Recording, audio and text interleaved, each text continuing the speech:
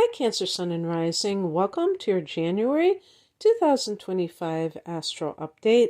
It's Raina here.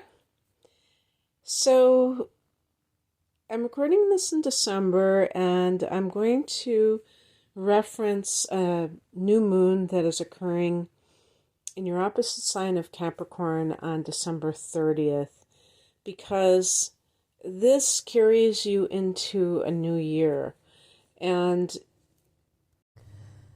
I believe that there is a connection between that new moon, which is going to be a black moon, the second new moon in the month, and very potent new moon, and some of what occurs in January, because Capricorn is your opposite sign.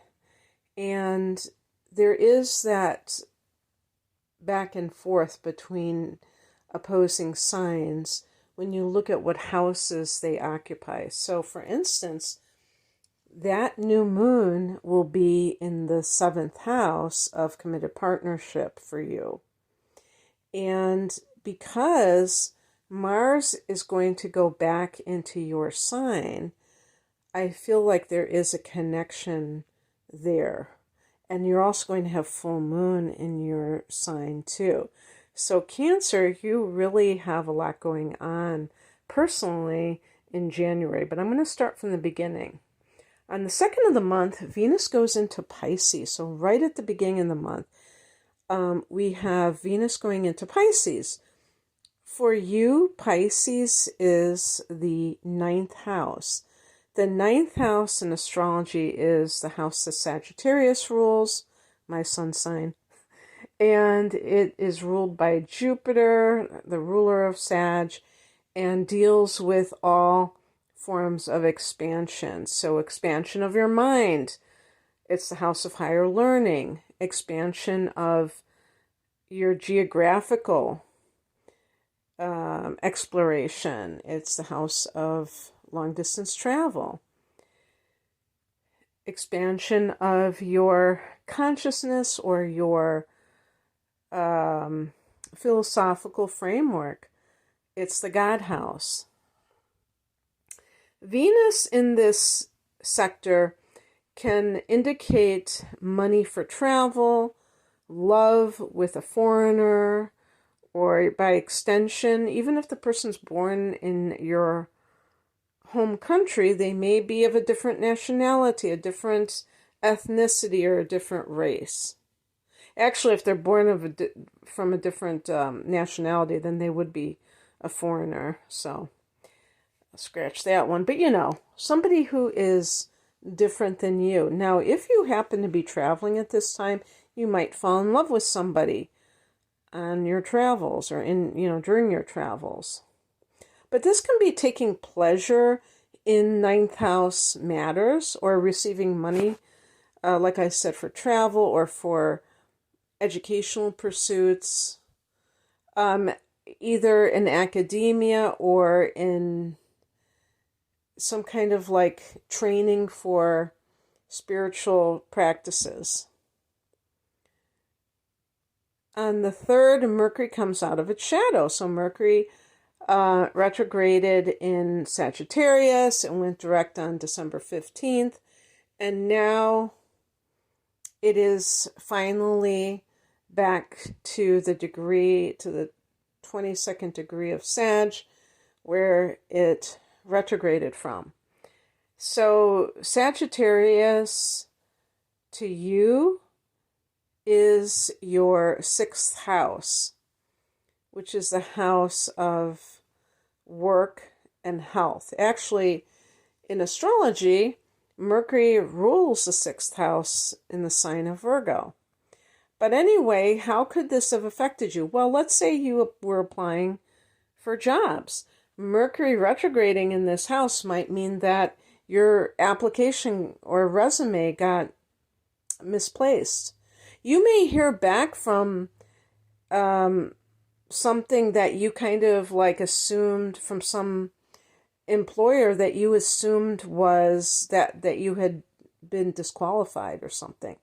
You might actually find out that there was some snafu, because there's a pre-shadow period as well as a post-shadow period. So even before November 25th, when Mercury officially went retrograde, there might have been during the shadow period some snafu. So that was probably like a couple of months ago. So you can expect work matters to be more forward moving, or anything that you've been researching for health, or maybe making appointments for healthcare, whatever. Maybe there were some delays and now maybe it'll be better for that. On the 6th, Mars goes back into your sign. So Mars started in the second house for you, Cancer, and now it's gone back to the first. What can that mean? Well, in the second house, Mars can be, when Mars is direct and it's in the second house, a person has a sense of urgency about making money.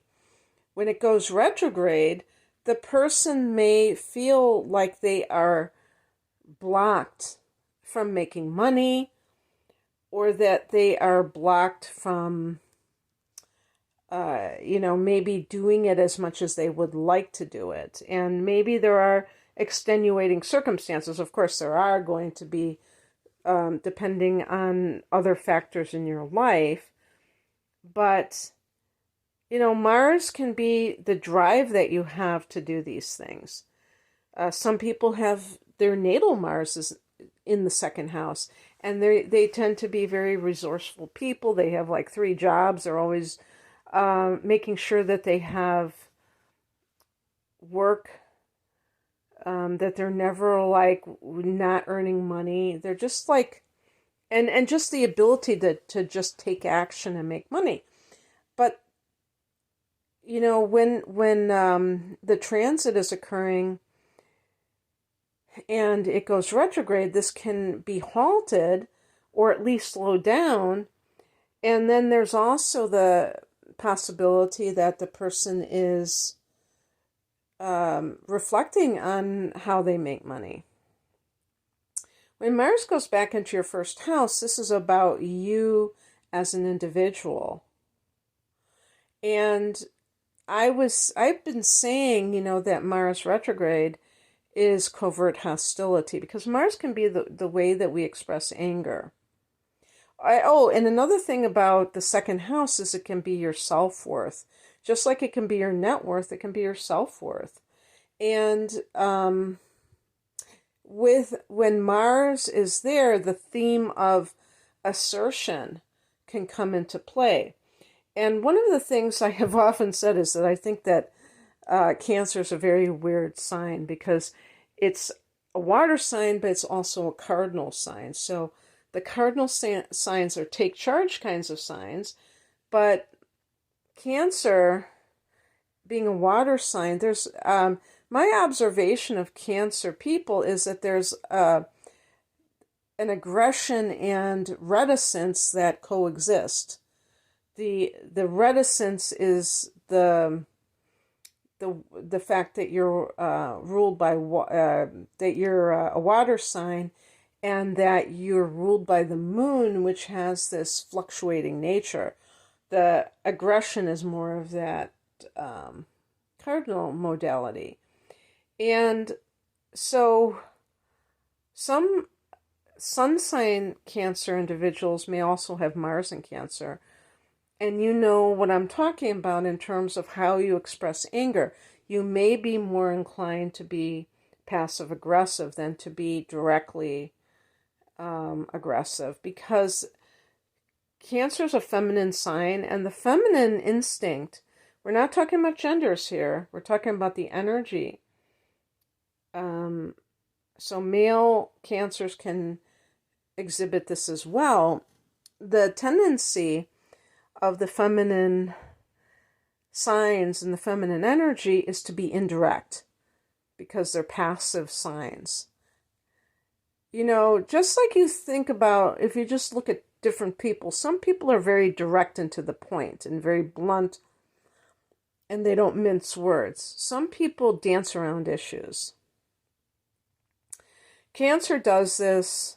One of the reasons Cancer does this is out of a sense of sensitivity, which is not something that I would look down on whatsoever. I mean, it's very nice if somebody actually cares enough to try to protect the feelings of someone else. But you're very self-protective, so you tend to be also concerned about how you will be treated in a certain situation. So a theme may have been arising for the last few months since Mars went into Leo about self-esteem and your ability to ask for what you need and, to get your needs met. And one of the things that I want to say about that is that a lot of people, when they try to assert themselves, they actually are more aggressive than assertive, and they end up shooting themselves in the foot because the other person is taken aback by that and they don't like it. It turns them off that you have that kind of aggression and they don't want to cooperate. Another thing that Cancer people tend to do is to manipulate, to guilt people, to, make people feel sorry for them and then cave and do it and do their bidding. And so what I would say about all of that is to look at how you behave and how it reflects upon your self-esteem. Actually, you're going to be doing this. I don't have to tell you that. I don't like to tell people what to do. I actually don't do that in readings, but I'm just saying, suggesting it, that you look at this, because this is going to probably come up in some kind of an event that occurs where you are forced to reflect upon, your ability to maybe in some cases even defend yourself. Maybe you have felt that you've been walked all over. And if that's the case, if you have felt taken advantage of, Cancer, because you're a very caring person, I think the temptation with Cancer is to go, woe is me, I'm the martyr, this always happens, this is a story of my life. And I want to ask you to really reconsider that. There's a saying like, who would you be without your story? How would you define yourself if you didn't have this sob story? And I'm not trying to be, insensitive, but I'm saying, like, without needing to appear like you're being victimized, how can you still stand your ground and, step into your power? Because I think that's going to be a big theme. We're all going to be, you could say on edge to some degree, and we're all going to be feeling like we're being attacked by others. So you're in the same boat as everybody else. But because this is in your first house, it can have an additional impact in that sense. On the 8th, Mercury goes into Capricorn, into that opposite house. So, there are going to be Cancers who are making wedding plans, and Mercury could be calling up the reception hall, talking, communicating about your wedding plans, Mercury can be the paperwork, like the wedding license, if that's what's happening, because the 7th house is legal affairs in addition to partnership. Or any other kind of legal matter that you have to take care of. But you could be especially interested in communicating with your partner for some reason. On the 13th, full moon at 24 degrees of Cancer. So this will form an opposition with that 7th house. As with every full moon, the sun is in the opposite sign. So the sun is at 24 Capricorn. But the full moon happens to be in your first house of the self. And it's also forming a conjunction with Mars retrograde in Cancer. So this is very important because it's going to be an emotional full moon by virtue of the fact that it's in a water sign. So we already know that. But also because it's in conjunction with Mars, and Mars can be anger, for instance, but Mars can also be impulsivity, that it's of the greatest importance that all of us are mindful of how our emotions are engaged at this time, because it could lead in some circumstances for people to act in their emotions instead of taking a step back before they do something. Now, this is going to be in your house of the self, so you may have this revelation about yourself. And this could run the gamut. I mean, it could, there's a possibility that it could be something that you realize that is self-destructive about yourself. And, maybe how you give away your power. But, okay, let's say that somebody has some kind of an incident that happens about, around the 13th of January, and they happen to have it in this first house, and they go, wow, I can't believe that I actually am doing this to myself. That I say yes when I mean no. And then I resent my partner. I never really understood that I was actually doing this until now. Or that, the other person's taking advantage of you. And then what if you decided to walk out because you realize this? Now, this could be very good for some people who lack the courage to do so. Maybe this would give them the guts to do it. But sometimes it's way too rash, and it could be that the other person would be, open to cooperating, but you never even gave them the chance because you didn't even know that you were doing this. So just keep that in mind. On the 19th, the sun goes into Aquarius, and for you,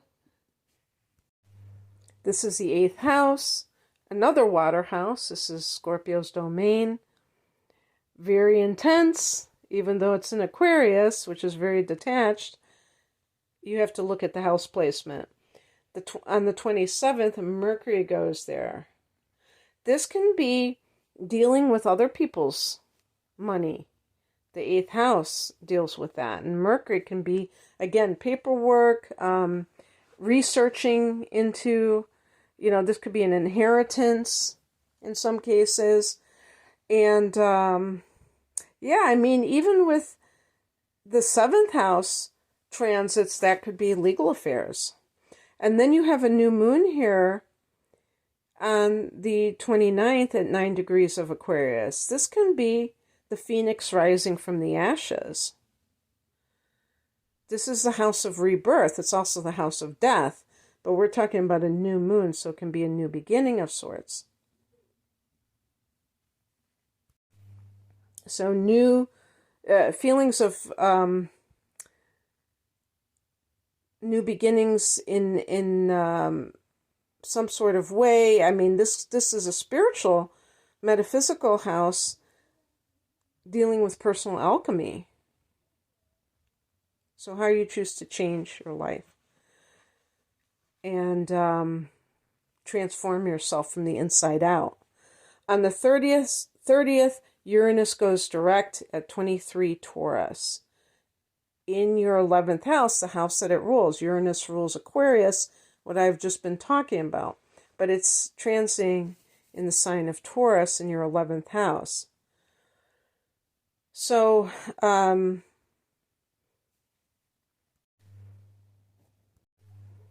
you may have been developing friendships with unusual people.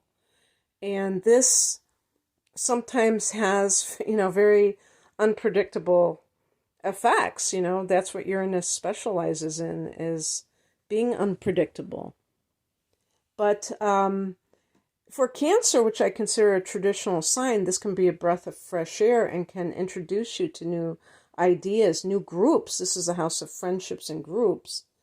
Also, your gains from your employment may be kind of erratic, but sometimes erratic can work out very well, because if it's erratic in wild increases, maybe even since it rules technology, this could have some connection with the internet, possibly.